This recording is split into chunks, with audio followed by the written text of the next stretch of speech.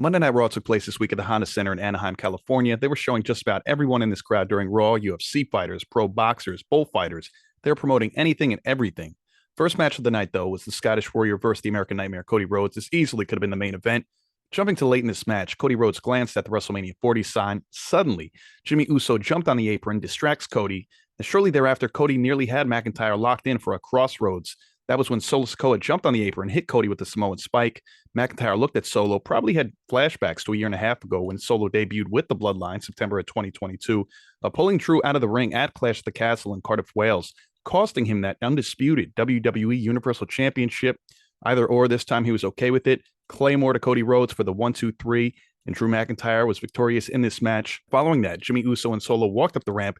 Jimmy extended his hand for the handshake, but per usual, Solo Sikoa gave the cold shoulder and blatantly ignored the attempt for what felt like minutes. It was actually very funny when Solo always ignores Jey Uso. This was Cody's first pinfall loss since WrestleMania 39, Cody's second pinfall loss since his return to WWE, both due to the interference of Solo Sikoa and that Samoan spike. Now, next up, we had a vignette for Andrade. He says he's a third-generation luchador, says this is his destiny, everything I am going to achieve, and that the era of Andrade El Idolo has begun. Following that, we see Raw General Manager Adam Pearce with Cody Rhodes backstage in the trainer's room, asking him if there's anything that he can do for him.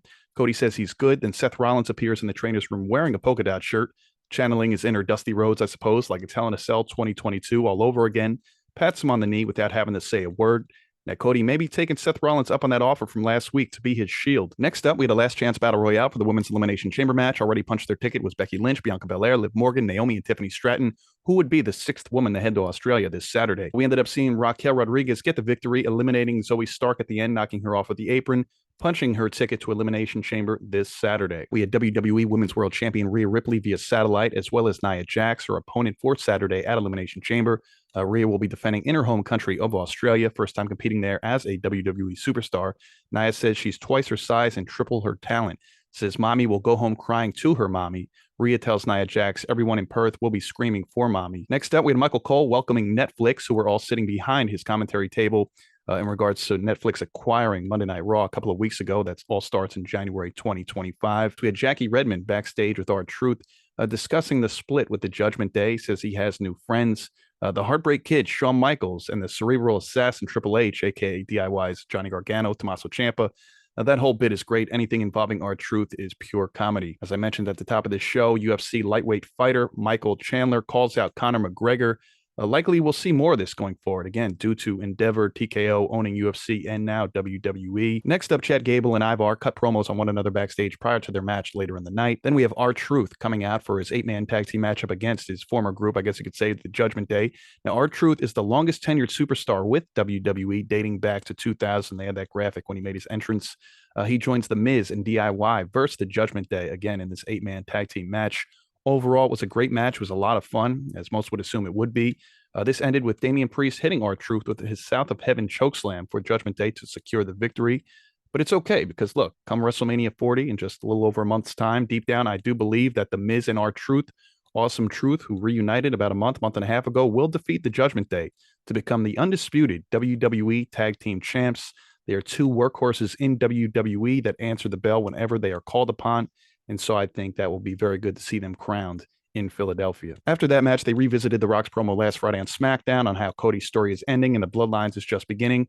Now, there's two ways you can look at this. He may be alluding to Cody actually getting it done and finishing his story at WrestleMania, whereas the Rock and Roman story is just beginning, really, through the Bloodline itself. Who will side with who when all is said and done? Solo, Jimmy, Paul Heyman. Will they bring on free agent Jacob Fatu? So it's all very interesting what Rock was saying. It wasn't necessarily all at Cody Rhodes, which most would assume.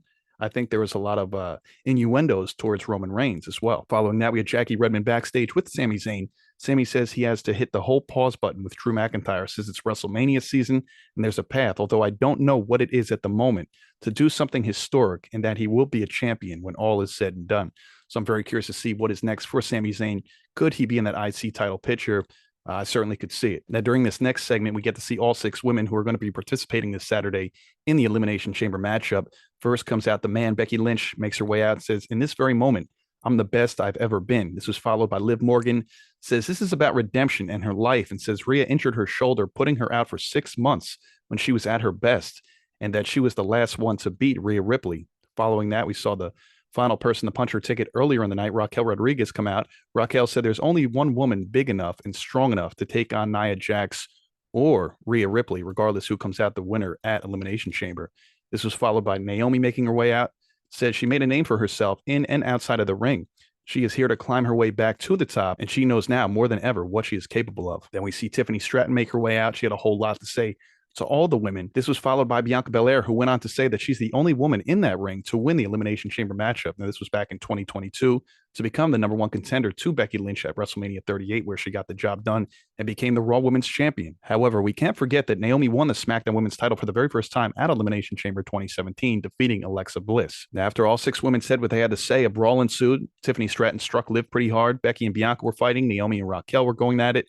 Then we saw Nia Jax intervene, Samoan drops, leg drops, and so on. She was taking out all of the women. And what I found to be most interesting outside of all of that was we have 5 baby faces here. The only heel is Tiffany Stratton. So one of these current baby faces are set to turn heel maybe as early as this Saturday. I don't think it's going to be Naomi or Becky Lynch. Maybe Raquel. Not quite sure. She just returned. I could more so see it being Liv Morgan or Bianca Belair. I mean, Bianca Belair's promo on Monday Night Raw was kind of a heelish side of her, which we haven't seen in years. More of the NXT Bianca Belair, which I'm completely here for. If they're going to turn Bianca Belair heel, I am here for it 100%. But I think the most likely to turn heel is Liv Morgan. Following that, the longest reigning Intercontinental Champion Gunther cuts a promo on Jey Uso backstage. Says, tonight, when that bell rings, I will make you understand that you don't belong in the main event and that Jey Uso will have to keep on dreaming. Next up, we see Shinsuke Nakamura call out Sami Zayn during a backstage promo saying, you want a spotlight? I'll give you one. If you think you're an underdog, I'll make sure that you stay that way.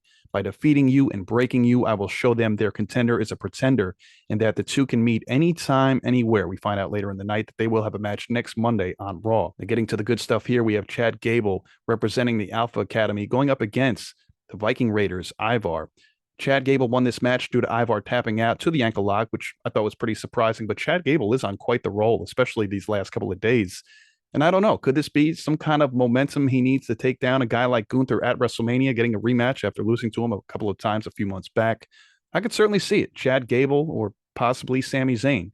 Those would be my 2 favorites to go after that Intercontinental Championship. And by the way, on Sunday night, Chad Gable did defeat Gunther via disqualification in an Intercontinental Championship match during a WWE live event in Fresno, California. So it's going to be very interesting and very telling in the coming weeks what's going to happen. I mean, Chad Gable did put up a tweet on Tuesday morning, just before 11 a.m., momentum in capital letters. As I was just saying, momentum. I was going to write that in my notes anyway. And here he goes writing momentum. 2 huge wins on back-to-back nights, Sunday and Monday, posting pictures from defeating Ivar. Now here we had Kathy Kelly backstage with the Scottish Warrior, Drew McIntyre. In short, he says that he is the workhorse of the WWE and the future World Heavyweight Champion. I, for one, am not opposed to that. I am more than okay with seeing Drew McIntyre with gold around his waist as soon as WrestleMania 40, because quite honestly, he has been crushing it in this heel role the last couple of months. All the jabs he's been taking on social media towards CM Punk ever since Punk's been injured has been fantastic. He's been selling a ton of those shirts with the CM Punk graphic on it. So good for Drew McIntyre. I am here for his heel run 1000%. Now we're backstage with the New Day's Kofi Kingston and Xavier Woods. Said tonight main event Jey Uso will get the job done against Gunther, but next week they are getting their opportunity at Imperium. Giovanni Vinci, Ludwig Kaiser, who tried to end their careers in recent weeks. And next week we get the New Day versus Imperium in a street fight as they both reach for kendo sticks. This will be taking place in San Jose, California. And again, as I mentioned a few moments ago, also next week, officially set in stone, we have Shinsuke Nakamura versus Sami Zayn. 2 great matches to look forward to. Now, here we are. It's the main event of Monday Night Raw. The Intercontinental Championship is on the line. The ring general Gunther, champion since June of 2022, defending his title against main event Jey Uso.